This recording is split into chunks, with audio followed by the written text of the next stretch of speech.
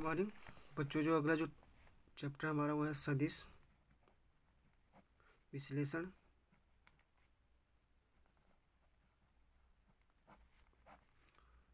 सदिश विश्लेषण, इसमें जो फर्स्ट टॉपिक वो है सदिश राशियाँ।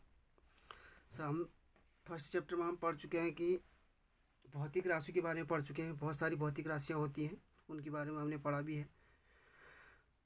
तो सदिश राशियों को दो वर्गों में बांटा गया है। एक तो सदिश राशियाँ, दूसरी आपकी अदिश राशियाँ। जो फर्स्ट राशियाँ हैं वो सदिश राशियाँ हैं, जिनमें क्या होता है आपका परिमाण प्लस दिशा, या फिर ये भी कह सकते हैं कि जिन राशियों को व्यक्त करने के लिए परिमाण और दिशा दोनों की आवश्यकता होती है उन्हें सदिश राशियाँ कहते हैं।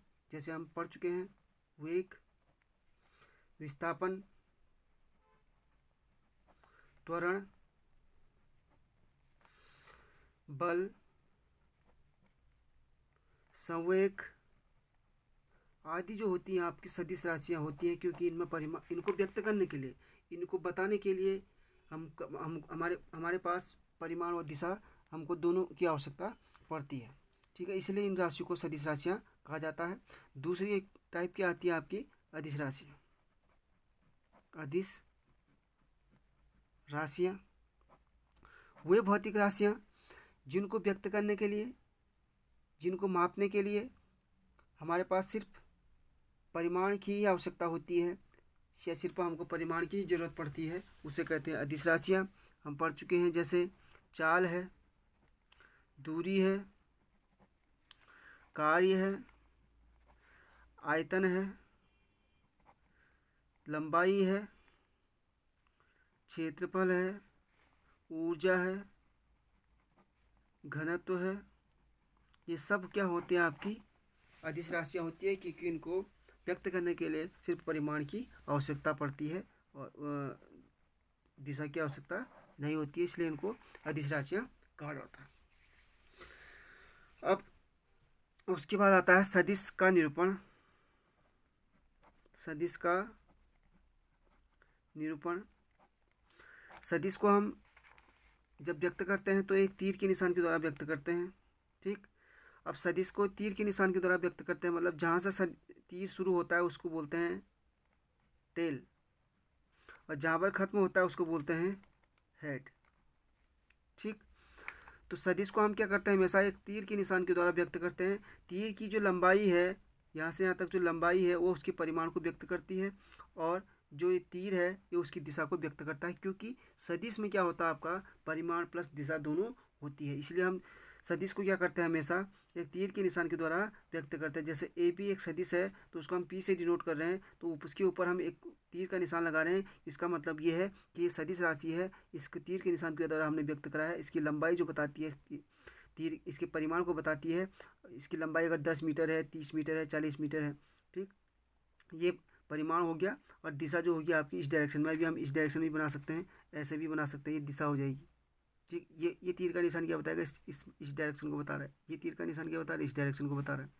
ठीक, तो सदिश को हम क्या हमेशा एक वेक्टर के द्वारा डिनोट करते हैं, यानी उसके तीर के निशान के द्वारा व्यक्त करते हैं, जिसको हम पढ़ेंगे अभी वेक्टर। जैसे सदिश राशि को हम वेक्टर क्वांटिटी बोलते हैं, और अदिश राशि को हम स्केलर क्वांटिटी बोलते हैं। ठीक, तो इसको हम क्या पढ़ सकते हैं, वेक्टर ए बी या फिर vector P, vector A B या फिर वेक्टर पी। ठीक, उसके बाद आता है सदिशों के प्रकार। सदिशों के प्रकार नंबर 1 आता है समान सदिश। समान सदिश या समतुल्य सदिश। समतुल्य सदिश, समान सदिश या समतुल्य सदिश का मतलब ये होता है कि जब किसी सदिश का क्या होता है, आपका परिमाण दिशा दोनों बराबर होती है। ठीक, जब किसी सदिश की दिशा और परिमाण क्या होती है आपकी बराबर होती है। जैसे मैंने एक सदिश वेक्टर ए है, एक सदिश वेक्टर बी है। ठीक, अगर इसको खींचा हमने वेक्टर, इसकी डायरेक्शन एक ही है। ठीक, ये वेक्टर ए है, ये वेक्टर बी है, ये बराबर, ये समान सदिश है। वेक्टर ए बराबर वेक्टर बी बोल सकते हैं हम, क्यों, क्योंकि इसकी डायरेक्शन, इन दोनों की डायरेक्शन एक ही है, और इनकी निशान जो लंबाई है वो सब क्या है, बराबर है। ठीक, इसको भी हम समान सदिश बोल सकते हैं। Vector A vector B, direction एक ही परिमाण और दिशा दोनों बराबर होनी चाहिए, समान होनी चाहिए। परिमाण का मतलब है उसकी लंबाई बराबर होनी चाहिए, डायरेक्शन भी एक ही होनी चाहिए। ठीक, ये समान सदिश है वेक्टर ए वेक्टर बी। क्यों? क्योंकि डायरेक्शन भी एक ही है, परिमाण भी क्या है, दोनों की लंबाई क्या है, बराबर है। उसके बाद आता है असमान सदिश।